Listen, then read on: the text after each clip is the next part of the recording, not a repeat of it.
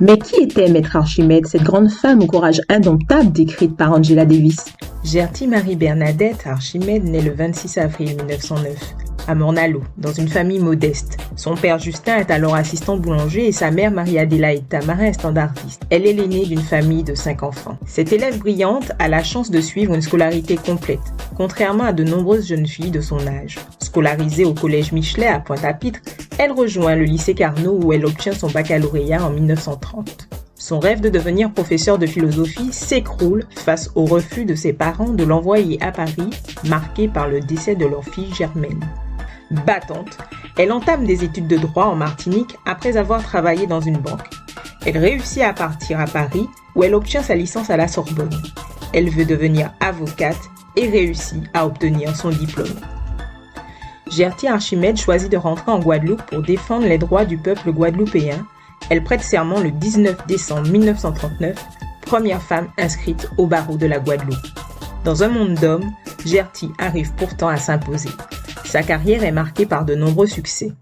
En 1951, Madame Archimède est l'une des 11 avocats qui, à Bordeaux, obtiennent l'acquittement des 16 de Basse-Pointe, accusés d'avoir tué le géreur Guy de Fabrique, la seule femme. En 1967, quand éclate l'affaire Skrinsky, du nom d'un blanc européen dont les actes et propos racistes envers un noir déclenchent des émeutes à Basse-Terre, Gerty Archimède parvient à calmer la foule. En 1969, Madame Archimède défend plusieurs jeunes Américains, dont Angela Davis, en transit en Guadeloupe, accusés alors de propagande anticoloniale. Suite à cette rencontre, Gerty continue à suivre les combats de la jeune Américaine. Elle organise d'ailleurs des comités de soutien afin de protester contre sa condamnation à mort aux États-Unis. Le barreau reconnaît les compétences de Madame Archimède en l'élisant 3 fois bâtonnier de l'ordre des avocats de Guadeloupe, notamment entre 1967 et 1970. Bien qu'elle pensait être une meilleure avocate que femme politique, c'est dans ce milieu qu'elle marqua le plus le paysage guadeloupéen. La politique est dans les gènes de Gerty Archimède. Justin Archimède, son père, est un proche d'Achille René Boisneuf. Élu conseiller général de Morne-à-l'Eau de 1910 à 1945, il occupe également la fonction de maire de 1912 à 1947. À une époque où les femmes ne sont ni électrices ni éligibles, elle a avec son père un modèle d'engagement militant. Un engagement à gauche de l'échiquier politique. Elle choisit d'ailleurs le Parti communiste et y reste jusqu'à sa mort. En avril 1944, le droit de vote est enfin reconnu aux femmes. Les élections législatives de 1946 lancent Gerty dans l'arène politique au sein de l'entente prolétarienne, composée surtout de socialistes et de communistes. Elle se retrouve face à Eugénie Ebouetel, proche de De Gaulle. L'enjeu des élections est de taille, les députés élus devront se prononcer sur l'assimilation politique de la Guadeloupe et relever les nombreux défis de la situation économique et sociale. Elle est élue députée de la Guadeloupe sur la liste du PC et siège à l'Assemblée nationale jusqu'en 1951 avec Rosan Girard. Gerty Archimède est active à la Chambre des députés. Elle s'intéresse principalement aux projets liés à la justice ou à la question sociale.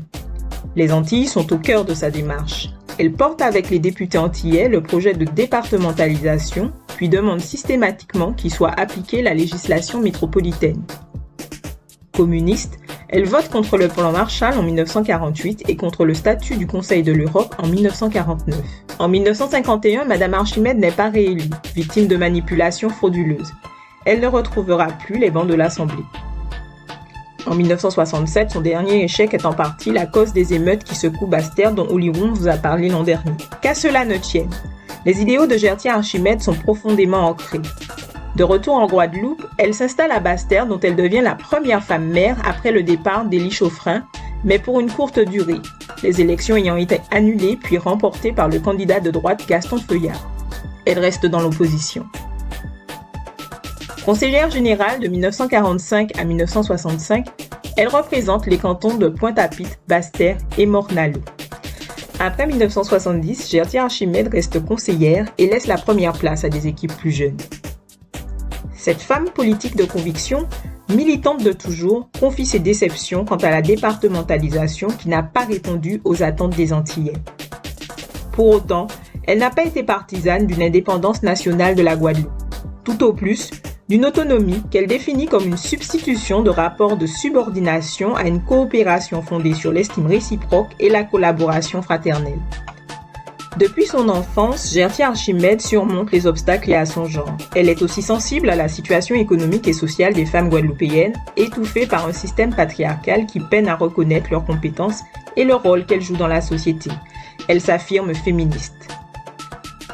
Députée, Madame Archimède a présenté en 1947 le rapport de la Commission de la justice et de la législation sur le projet de loi permettant aux femmes l'accession à diverses professions juridiques. Après avoir été membre de l'Union des femmes françaises, elle contribue activement à la transformation de la fédération UFF en Union des femmes guadeloupéennes en 1958. Elle est en relation avec l'Union des femmes de la Martinique, mais aussi avec des féministes dans le reste du monde. Gertie Archimède meurt le 15 août 1980. Elle a su s'imposer comme une actrice de l'histoire.